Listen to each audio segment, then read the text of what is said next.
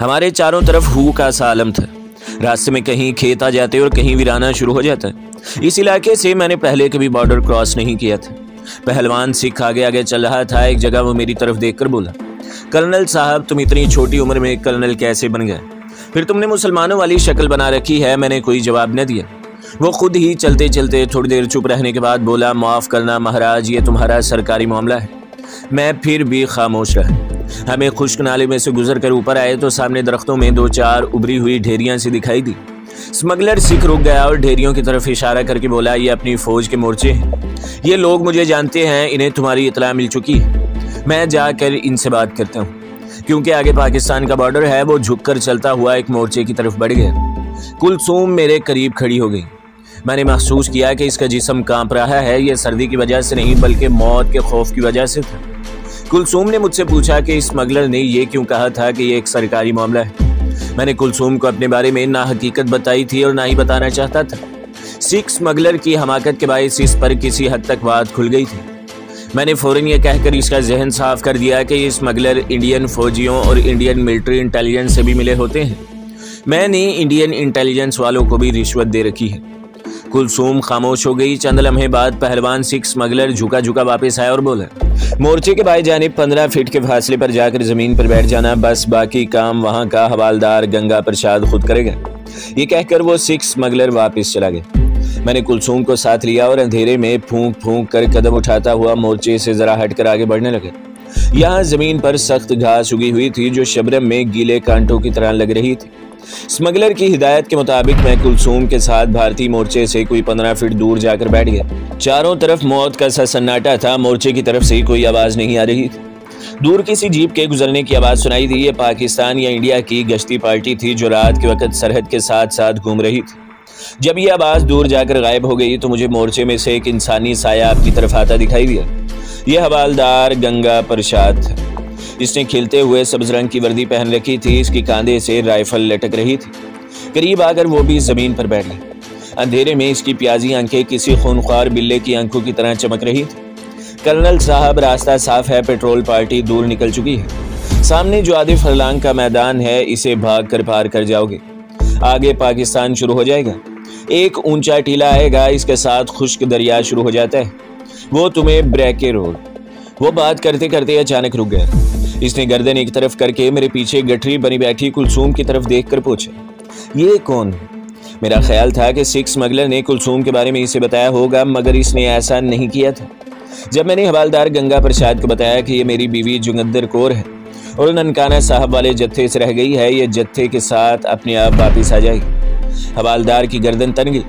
हमें 2 आदमियों को नहीं, एक आदमी को बॉर्डर क्रॉस करने का आर्डर मिला है। हमें सूबेदार साहब को रिपोर्ट करनी पड़ेगी। सूबेदार को रिपोर्ट करने का मतलब यह था कि मेरा राज़े तश्त अज़बाम हो जाएगा। सारे किए किराए पर पानी फिर जाता और मैं अलग गिरफ्तार हो जाता। मैंने थैला रखकर दबी जुबान में हवालदार से कहा कि इसमें से इसको भी हिस्सा मिलेगा। तो वो बोला, हमें सूबेदार साहब को रिपोर्ट करनी पड़ेगी। हम रिपोर्ट करने जाता है, तुम इधर ही ठहरेगा। वो हरियाणे का जांगली था। फौरन अपने सूबेदार को रिपोर्ट करने के लिए मुड़ा। मोर्चा वहाँ से 15-20 फीट के फासले पर था, मगर हमारी तरफ मोर्चे की पुश्त थी और वहाँ गहरी खामोशी और अंधेरा था। मैंने सूरत हाल का जायजा लिया और फैसला कर लिया कि मुझे क्या करना है। जूं ही हवालदार घूमा, मैं अपनी जगह से बगैर आवाज़ के उछला और दूसरे ही लम्हे हवालदार ज़मीन पर गिरा हुआ था और इसकी गर्दन मेरी आहनी पंजों में जकड़ी हुई थी। सिर्फ एक बार खरखर की आवाज़ आई। इसने मेरी गिरफ्त से निकलने के लिए अपनी जिस्म को पूरी ताकत से उछाला, लेकिन इसकी गर्दन मेरी गिरफ्त से न निकल सकी। दूसरे ही लम्हे वो बेजान हो चुका था। कुलसूम थर थर कांप रही थी।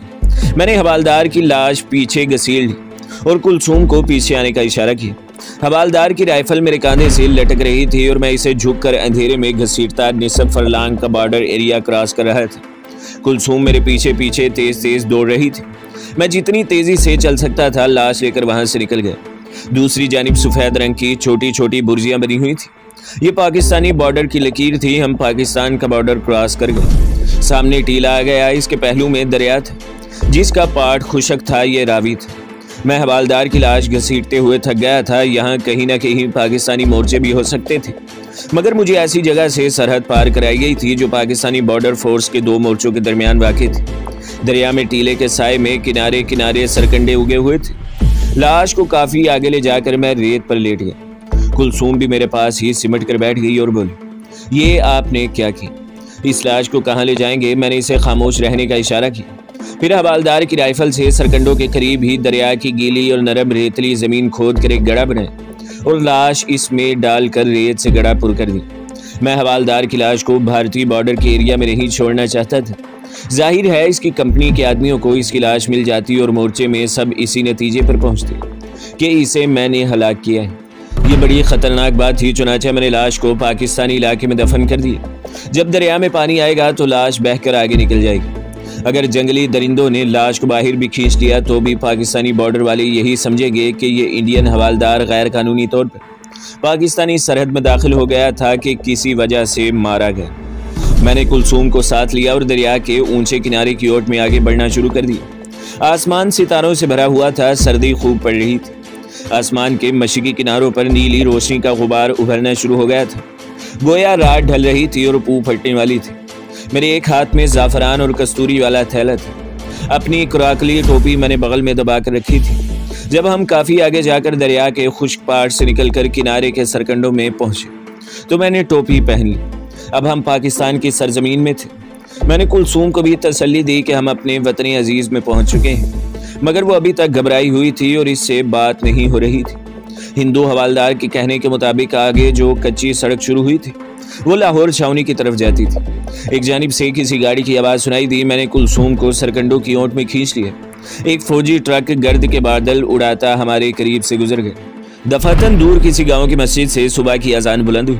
मेरा दिल खुशी से झूम उठा। कुलसूम किबला रूह होकर जमीन पर बैठ गई। इसने खुदा के हुजूर सजदा शुक्र अदा किया। मैंने इसे उठाना चाहा तो वो सिसकियां भरने लगी। इसे अपने माँ बाप याद रहे थे जिनकी लाशें बांग्लादेश के किसी नाले में फेंक दी गई थी। हिंदू हवालदार ने ठीक कहा था। कुछ दूर मगरिब की तरफ चलने के बाद हम कच्ची सड़क पर निकल आए। मैंने इस सड़क को पहचान लिया। दोनों जानिब शीशम के दरख्त थे। 2 मंजिला बस हमारे करीब से होकर बॉर्डर वाली आखिरी स्टॉप की तरफ चली गई। एक छकड़ा लाहौर की तरफ जा रहा था जिस पर गोभी लदी हुई थी। कुलसूम ने कहा कि वो थक गई है। वो एक जगह दरख्त के नीचे बैठ गई। मैं 2 मंजिला बस की वापसी का इंतजार करने लगा, लेकिन बस के आने से पहले सड़क पर दिन की धुंधल की रोशनी एक खाली छकड़ा आ गई। मैंने इसे रोक ली। वो रेलवे स्टेशन की तरफ जा रहा था। मैंने इसे 20 रुपए दिए और कुलसूम के साथ छकड़े में बैठ गया। मैंने छकड़े वाले से सकूते ढाका के बारे में बात की तो वो फट पड़े। हमें तो लीडरों ने मरवा दिया, वरना हमारी फौज बहादुरी से लड़ी है। सकूते ढाका का जख्म ताज़ा ताज़ा था। छकड़े वाले पाकिस्तानी के दिल का दर्द सारे पाकिस्तान के दिल का दर्द था।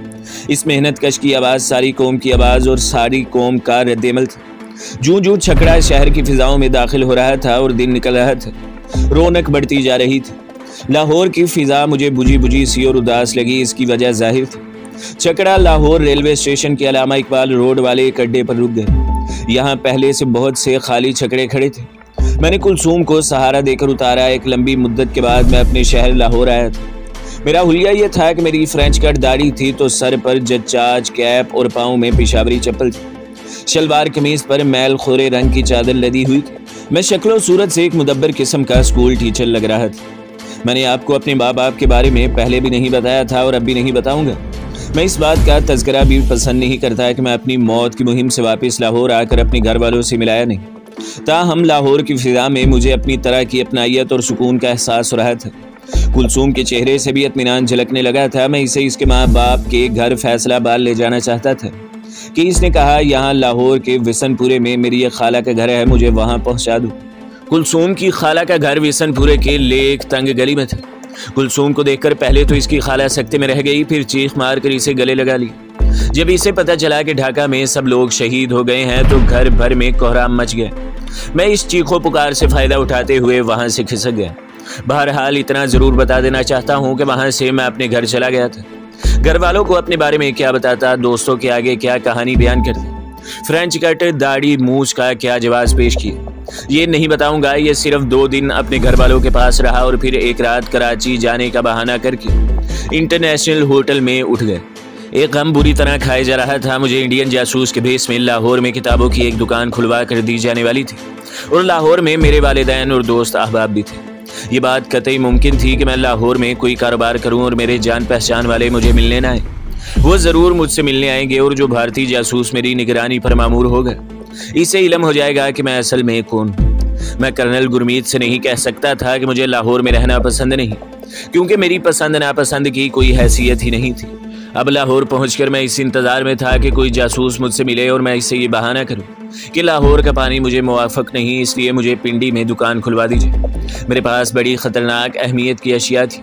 मैंने कोड बुक, ट्रांसमीटर और V2 की गोलियां अपने कपड़े में लपेट कर बुनियान के नीचे अपनी कमर के गिर्द बांध ली थी। लेकिन रात को होटल के कमरे में लेटे लेटे मुझे ख्याल आया कि कम से कम जहरीला सिगार ज़रूर अपनी जेब से निकाल कर रख लेना चाहिए। किसी वक्त भी कोई ख़तरा पेश आ सकता है।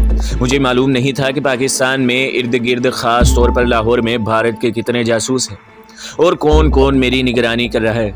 अगर उन्हें किसी ज़रिए से ये मालूम हो गया कि हकीकत में मैं लाहौर का बाशिंदा हूँ और पाकिस्तानी मुसलमान हूँ, तो वो मुझे हलाक करने में ज़रा सा भी तवक्कुफ़ नहीं करेंगे। चुनांचे मैंने एक सिगार निकाल कर जेब में रख ली।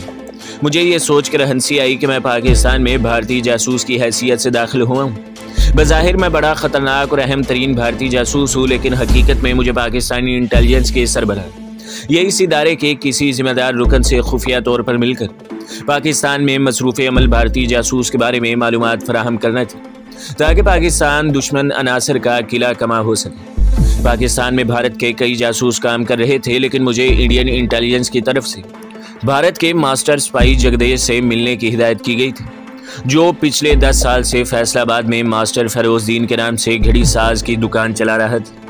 इसकी गिरफ्तारी के बाद पुलिस इससे दूसरे भारतीय जासूसों की निशानदेही करवा सकती थी, मगर मैं इस जासूस को इस किस्म के हालात पैदा करके पकड़वाना चाहता था कि इंडियन इंटेलिजेंस को मुझ पर ज़रा सा भी शक न हो, बल्कि मैं चाहता था कि इसके साथ मैं भी पकड़ा जाऊं और बाद में पाकिस्तानी पुलिस के ताउन से फरार हो जाऊं। ये काम पेचीदा और गौरतलब था। इलावा अजीम मुझे पाकिस्तान में ऐसे अनासर से भी मुतल्लका महकमे को खबरदार करना था, जिन्हें भारतीय हुकूमत अपने जासूसों के जरिए मुल्क दुश्मन लिटरेचर और रुपया पैसा फराहम कर रही थी। यकीनन ये वो हिंदू अनासर थे जो सिंध में पाकिस्तानी बनकर कारोबार कर रहे थे। जिन 4 सियासतदानों के बारे में मुझे बताया गया था, वो पहले पाकिस्तान से अलहदगी की तहरीक में पेश थे, लेकिन अब पाकिस्तान का इस्तेहकाम और यकजहती की बातें करने लगे थे और जिन्हें मुझे दी गई V2 गोलियां खिलानी थी। इनके बारे में मैं तय कर चुका था कि इनके करीब ज़रूर पहुंचूंगा, मगर इन्हें ख्यालात उलट देने वाली गोलियां नहीं खिलाऊंगा। इसके बाद जो होगा देखा जाएगा। अगर इंडियन इंटेलिजेंस ने मुझसे पूछा कि पाकिस्तानी सियासतदान पाकिस्तान से अलहदगी की बात क्यों नहीं कर रहे, तो कह दूंगा कि मैंने 4 गोलियां खिला दी होंगी। हो सकता है V2 की गोलियों में कोई असर न रहा हो। ये मेरे ख्यालात और अज़ाइम थे। आगे जो कुछ होने वाला था, जिस किस्म के वाक़यात पेश आने वाले थे, इनसे बेखबर था और मैं इनसे निमटने के लिए पूरी तरह तैयार था, क्योंकि ये मेरे मुल्क पाकिस्तान की सलामियत का सवाल था और इसके लिए मैं अपनी जान ही कुर्बान नहीं कर सकता था, बल्कि दूसरों की जान भी ले सकता था। होटल इंटरनेशनल में मुझे तीसरा रोज़ था कि मैं दोपहर का खाना खाकर सिगरेट खरीदने नीचे लॉबी में आया। सिगरेट का एक पैकेट खरीदा, एक सिगरेट सुलगाया और माल रोड पर निकल आया। गुलाबी जाड़े का मौसम था, बड़ी खुशगवार फिजा थी। आसमान पर कहीं कहीं बादलों के टुकड़े तैर रहे थे। मैं सिगरेट का लुत्फ़ उठाता नहर के पुल पर से उतरकर किनारे किनारे बागबानपुरा की जानिब चल दिया। मुझे यकीन था कि कोई ना कोई भारतीय जासूस मेरी निगरानी कर रहा है। चुनांचे बहुत जल्द इस ज़ाते शरीफ से मुलाकात हो गई। अभी मियाँ मीर साहब वाला नहर का पुल काफ़ी दूर था कि बाएं जानिब के दरख्तों में से एक मजजूब सा दुबला पतला आदमी निकल कर मेरे सामने आ गया। इसके गले में रंग बरंग मनकों की मालाएं थी, दाढ़ी लंबी थी। वो मेरे पहलू में आहिस्ता आहिस्ता धमाल डालता हुआ आगे बढ़ने लगे। इसने रक्स करते हुए मेरी तरफ गर्दन झुकाकर पाम ऑयल कहा तो मैं रुक गया और आहिस्ता से बोला, मिशन पाम ऑयल नारुमनी। मेरे होंठों से इन अल्फाज का निकलना था कि मजजूब ने रक्स करते हुए मेरे गिर्द एक चक्कर लगाया और बोला, बेटा यहाँ बैठ जाओ, तुम बड़े खुशकिस्मत हो, हम तुम्हारा हाथ देखेंगे। एक कार हमारे करीब से गुजर गई। 3 आदमी जो माली लगते थे भारतीय जासूस को मजजूब समझकर हमारे करीब आकर रुक गए। भारतीय जासूस ने मजजूबों की तरह ईंट उठा ली और याहू हक का नारा लगाकर कहा, भाग जाओ नहीं तो जला डालूंगा। वो तीनों भाग गए तो भारतीय जासूस मुझे लेकर नहर के किनारे घास पर मोरपंख के पौधे के पास बैठ गया और मेरा हाथ देखते हुए बोला, कर्नल मनी, नए हुक्म के मुताबिक तुम्हें कल दिन के 10 बजे रावलपिंडी पहुंचकर रिपोर्ट करनी होगी। रावलपिंडी रेलवे स्टेशन पर 3rd क्लास के मुसाफिर खाने में तुम्हें चाय के एक स्टॉल पर एक आदमी चाय पीता मिलेगा। इसके गले में सुर्ख रुमाल बंधा होगा। तुम्हें अगला प्रोग्राम वही बताएगा। इतना कहकर वो याहू या हक का नारा लगाता हुआ उठा और धमाल डालता सड़क से उतरकर दरख्तों की तरफ चला गया। मैं वापस अपने होटल आ गया। अगले रोज दिन के 10 बजे मुझे रावलपिंडी रेलवे स्टेशन पर मौजूद होना था। मैं रात की बस पकड़कर भी सुबह रावलपिंडी पहुंच सकता था।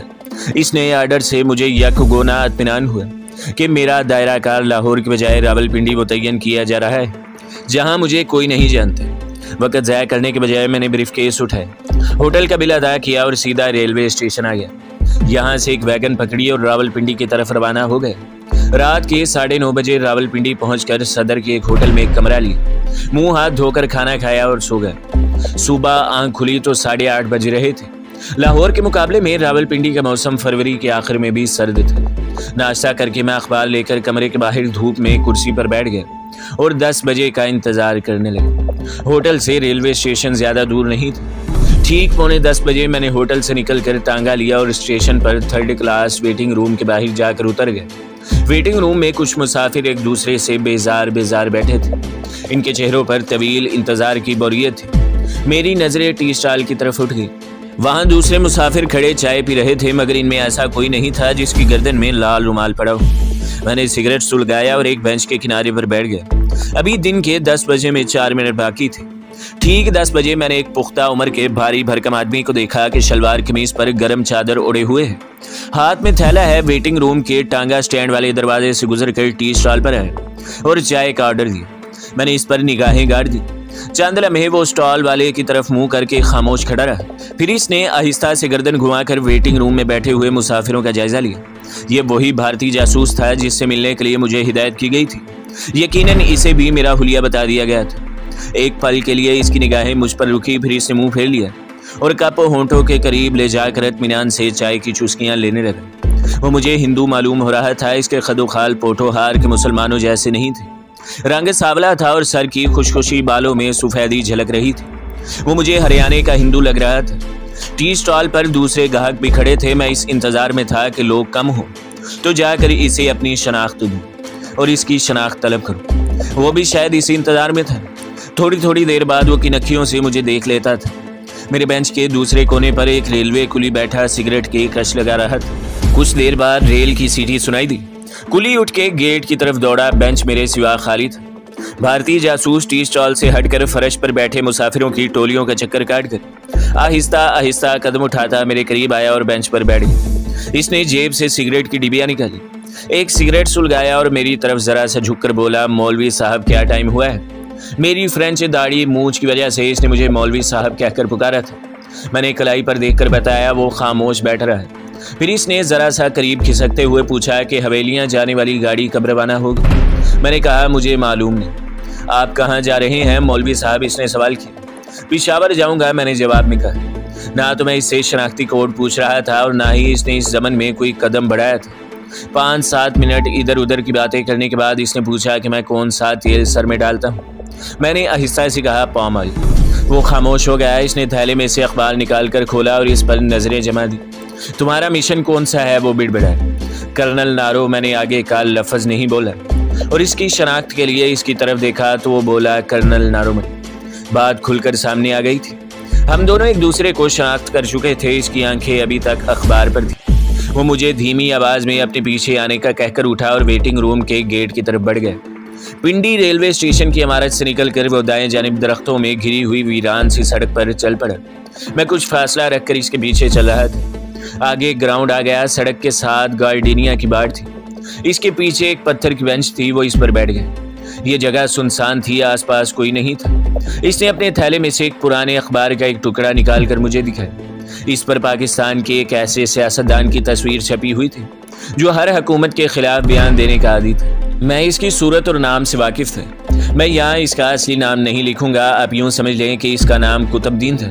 मेरे साथी ने मुझसे इस सियासतदान का तारुफ करवाते हुए इसका असली नाम बताया और कहा कि इस सियासतदान को हम खरीद नहीं सके, लेकिन हम कुछ अरसा कबल इसे अपने ख़ास आदमी के ज़रिए V2 गोली खिलाने में कामयाब हो गए थे, जिसके बाद इसने हुकूमत के ख़िलाफ़ ज़बरदस्त बयान देने शुरू कर दिए।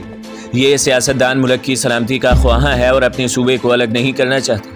बहरहाल हम इस बात से ही मुतमईन थे कि ये हुकूमत के खिलाफ बयान देता है, लेकिन कुछ दिनों से इसने एक बार फिर हुकूमत के हक में बयान देने शुरू कर दिए हैं। ये सियासतदान एक ऐसे सूबे से ताल्लुक़ रखता है जहाँ के हालात बड़े नाजुक हैं और हम चाहते हैं कि वो सूबा अलग होकर भारत में शामिल होने का ऐलान कर दे। ये सियासतदान आजकल इस्लामाबाद आया हुआ है। तुम्हें सबसे पहले यहाँ इसके लिए तलब किया गया है कि एक आलिम दीन की शक्ल में इस सियासतदान का कुर्ब हासिल करो। क्योंकि ये सियासतदान बहुत दीनदार आदमी है और पीरी फकीरी के चक्करों में बहुत जल्द फंस जाता है।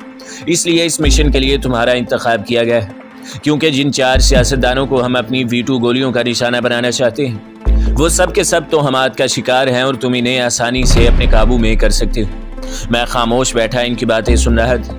इस तस्वीर को गौर से देख लो, इसने कहा। मैंने अखबार का टुकड़ा इसलिए लिया, इसे बज़ाहिर गौर से देखा और फिर वापस कर दिया। इसने अखबार के टुकड़े को फाड़ कर फेंक दिया, फिर थैले में से एक नोटबुक निकाली। इसमें पासपोर्ट साइज की एक तस्वीर निकाल कर मेरे सामने रख दी। ये कटे हुए बालों वाली एक हसीन लड़की की रंगीन तस्वीर थी। तस्वीर मेरे हाथ में देकर बोला, ये तुम्हारी सीक्रेट सर्विस की लड़की है। इसका असली नाम संध्या है, लेकिन यह शुबाना के नाम से इस्लामाबाद में हमारे लिए काम कर रही है। ये अमृतसर के एक हिंदू घराने से ताल्लुक़ रखती है। खालसा कॉलेज अमृतसर में BSc कर रही थी कि हमने इसे अपने खुफिया स्टाफ में शामिल कर लिया, क्योंकि ये ना सिर्फ अंग्रेज़ी रवानी से बोल सकती है बल्कि मुसलमानों के रस्म व रवाज से भी वाकिफ़ है। इसके हिंदू माता पिता मर चुके हैं। ये अमृतसर में अपनी खाला के पास रहती थी। हमने इसे 2 साल की ट्रेनिंग दी और स्मगल करवा कर एक मॉडल गर्ल की हैसियत से इस्लामाबाद पहुंचा दिया। अपने हुस्न की वजह से ये ऊंचे तबके में बेहद मकबूल है और हमें बड़ी कीमती सरकारी और सियासी राज ला कर देती है। तुम इससे भी मिलोगे, लेकिन सबसे पहले तुम्हें इस सियासतदान वाली मुहिम को सर करना है। तो दोस्तों, अगली किस्त देखने के लिए हमारे चैनल को सब्सक्राइब करें, वीडियो को लाइक करें और बेल के आइकन को भी दबा दें, ताकि हर जो आने वाली वीडियो है वो आपको सबसे पहले मिलती रहे।